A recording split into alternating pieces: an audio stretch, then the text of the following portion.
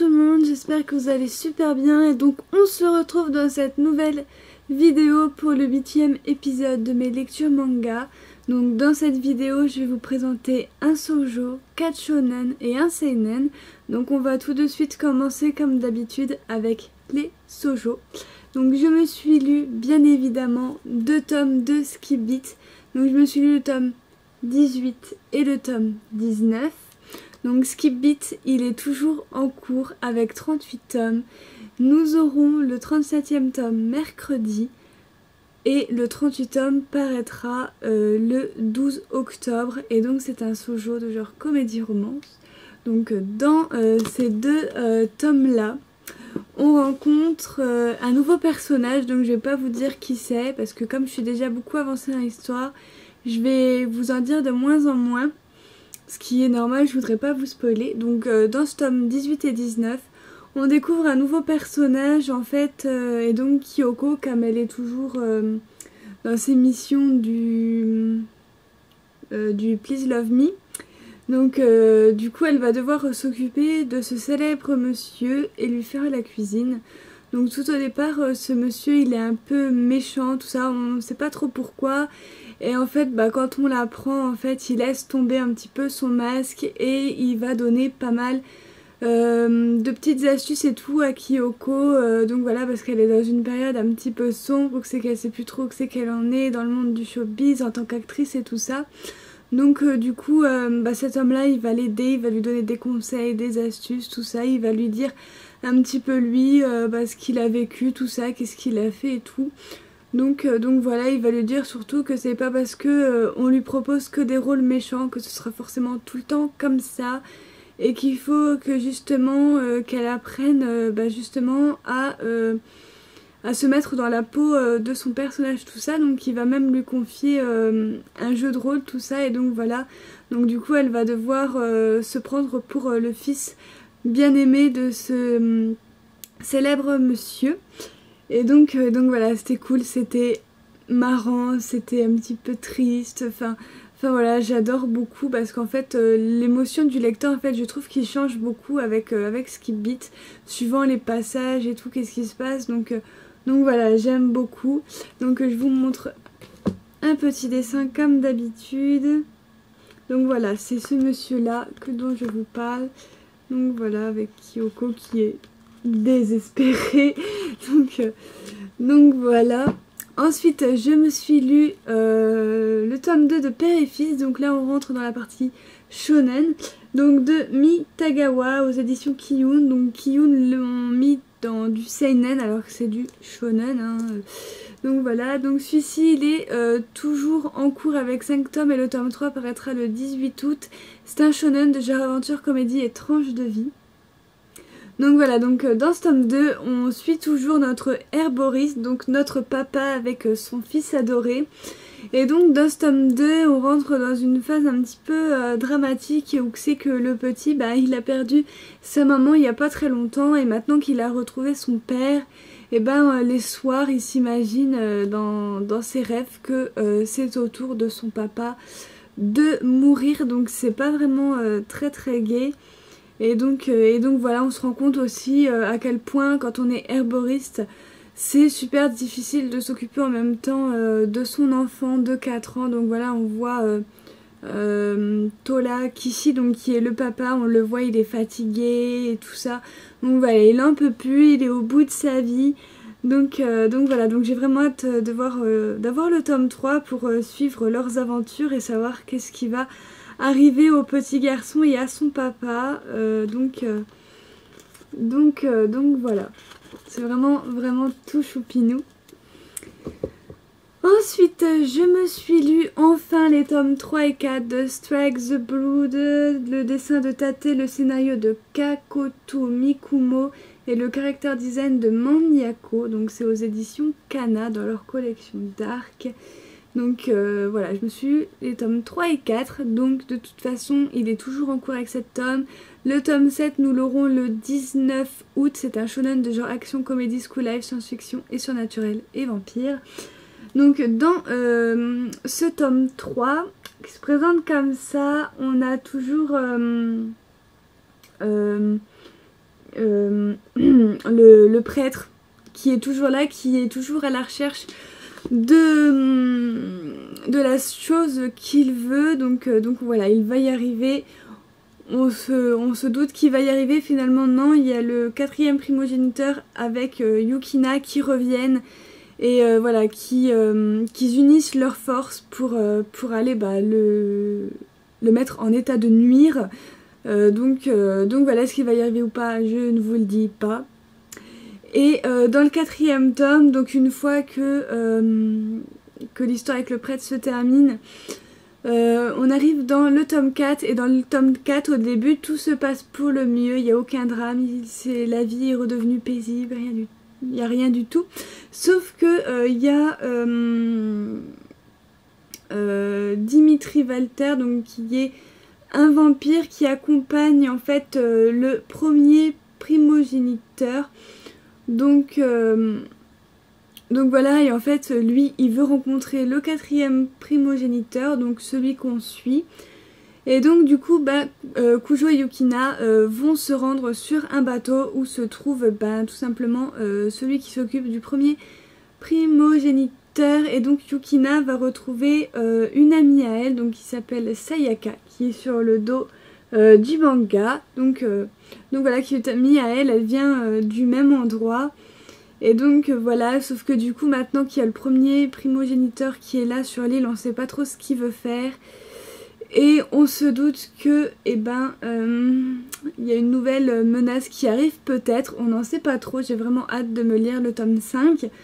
Donc voilà, je vous en dis pas trop, alors je vous montre parce qu'il y a de super belles pages couleurs. Donc voilà, au début de chaque tome. Voilà, les dessins de combat, ça donne ça, donc c'est assez bien dessiné je trouve. Donc voilà, après si j'ai continué cette lecture, c'est vraiment pour passer du bon temps, hein, c'est pas pour autre chose. C'est pas non plus un manga où c'est qu'il faut réfléchir, tout ça, voilà, c'est vraiment de la détente pour moi, rien d'autre de plus en fait, mais j'aime bien, voilà, les dessins sont cool, les protagonistes sont géniaux aussi.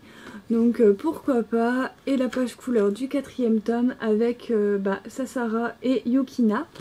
Donc voilà. Ensuite, je me suis lu les tomes 5 et 6 de Arachnid, de scénario de Shinya Murata, le dessin de Shinsen Ifuji aux éditions Soleil. Donc celui-ci, il est terminé en 14 tomes et le tome 7 paraîtra le 28 septembre. C'est un shonen de genre action, drame, mature, school life et trailer.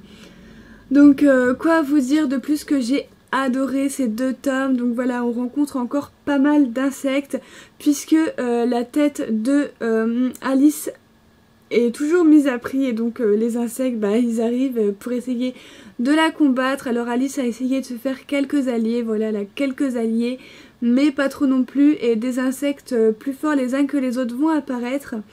Donc voilà, on découvre également de nouveaux personnages dans ce tome là, et dans ce tome là, dans ce tome 6 on apprend que c'est le boss. Vous avez vu la tête que j'ai fait quand j'ai appris qui c'est le boss? Je me suis dit non. Donc voilà, c'est tout aussi bien, ça m'a surprise, je m'attendais pas à ça, je m'attendais à un gros machin et en fait pas du tout. Donc je vous spoil pas, je vous dirai pas qui c'est, mais j'ai été très très surprise. Et donc il se rend compte dans ce tome 5 que en fait il y a également des insectes qui se battent pas forcément contre Alice mais contre d'autres insectes.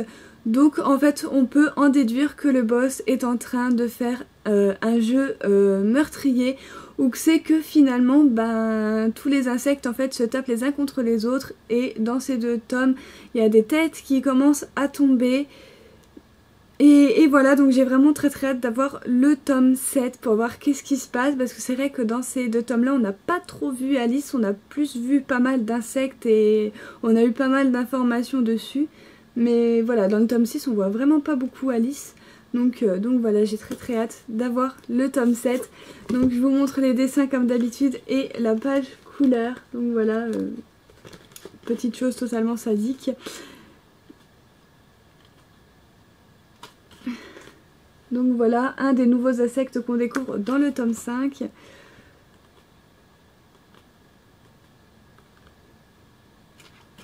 Complètement siphonnée de la tête celle-là, mais bon c'est pas grave, je vous la montre quand même parce que c'est assez sympa. Et donc la page couleur du tome 7 que j'aime trop, donc voilà, on dirait que c'est des enfants, j'adore. Donc voilà.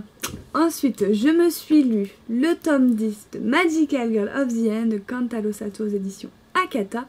Donc celui-ci est toujours en cours avec 12 tomes et le tome 11 il paraîtra le 27 octobre. C'est un shonen de genre fantastique, horreur, mature, mystère, tragique, psychologique.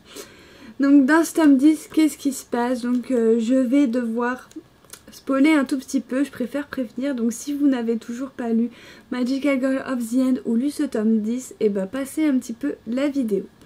Donc dans ce tome 10, qu'est-ce qui se passe? Donc déjà dans le tome 9, on avait Shinobu qui est le fils d'un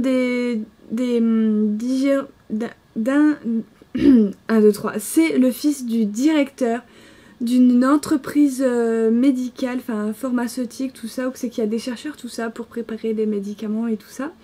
Et donc sa maman est décédée dans le tome 9 et son père lui a légèrement forcé la main pour qu'il la fasse ressusciter. Et donc il a obtenu une fiole d'un des personnages et dans cette fiole il y avait du sang de Magical Girl. Et au lieu de faire une expérience sur les animaux, le jeune Shinobu en fait s'est injecté carrément le sang dans les veines.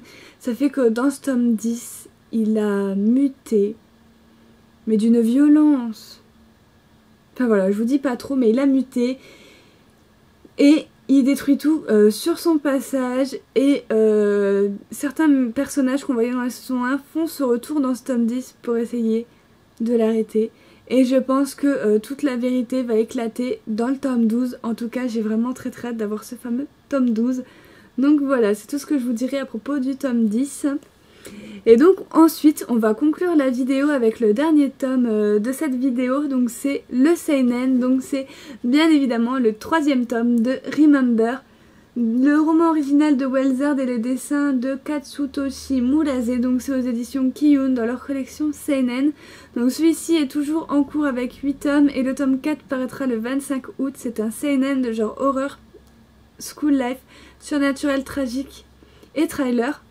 Donc dans ce tome 3, on apprend vraiment pas mal de choses puisque dans le tome 2, nos chers élèves rencontraient un prof qui a l'air d'en savoir beaucoup sur la Rouge-Champ. Donc du coup, la journée, ils vont essayer de retrouver ce professeur pour en savoir plus. Ils vont en savoir plus, je vous dirai pas quoi, mais ils vont en savoir plus. Et bien évidemment, tous les soirs, ils vont comme d'habitude continuer leur partie de chasse au corps. Donc voilà, ça continue, ils cherchent de nouveaux endroits, ils cherchent là où ils n'ont pas encore trouvé, enfin voilà. Enfin voilà, et par contre dans le tome 3 et vers la fin du tome 2, il me semble que c'était par là, il y a un des personnages qui devient complètement cinglé, complètement chiffonné. Je me suis dit mon dieu, qu'est-ce qu'il me fait? Mais bon voilà, il est devenu complètement cinglé. Je pense que c'est le fait de faire tout le temps, tous les soirs avec la Rouge-Champ et tout. Je pense que ça a un impact physique, moral et psychique. Et donc je pense que c'est pour ça qu'il est devenu complètement taré. Donc voilà, en tout cas j'ai vraiment hâte d'avoir le tome 4, de savoir les révélations encore du professeur, qu'est-ce qu'il va nous dire. Et surtout j'ai hâte aussi, c'est quand ils auront retrouvé toutes les parties du corps, qu'est-ce que ça va donner quand ils auront tout retrouvé. Est-ce que ça va s'arrêter ou est-ce que ça va continuer? Est-ce qu'il y aura un nouveau mort et on sera encore reparti est-ce que c'est une boucle temporelle finalement? On sait pas trop. Donc j'ai vraiment hâte d'avoir les tomes suivants de Remember. Je vous montre un dessin. J'allais arrêter pour pas montrer de dessin. Donc bien évidemment, je ne vous spoilerai pas ce qui se passe durant la nuit et avec le professeur. Ni avec le personnage qui devient taré.